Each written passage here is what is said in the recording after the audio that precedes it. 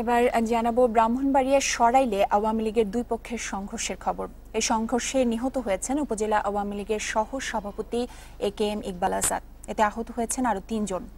সন্ধ্যা 6:30টার দিকে Iqbal Azad private car যোগে সরাইল সদরে যাওয়ার পথে একদল সন্ত্রাসী তার উপর চড়াও হয়।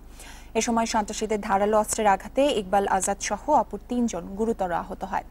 ইকবাল আজাদকে বুকের বাম পাশে বল্লমের গুরুতর আঘাতজনিত কারণে ব্রাহ্মণবাড়িয়া সদর হাসপাতালে নেওয়া হলে চিকিৎসকেরা তাকে মৃত ঘোষণা করেন।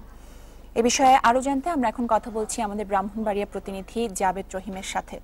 জাবেদ, হঠাৎ করে সন্ত্রাসীরা কেন হামলা করেছে, এর কারণ কি আপনারা জানতে পেরেছেন?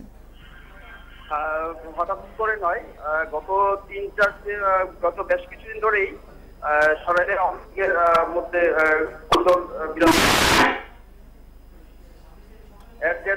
এই ঘটনাটি ঘটে। আর এখন এলাকায় পরিস্থিতি কিরকম জাবেদ?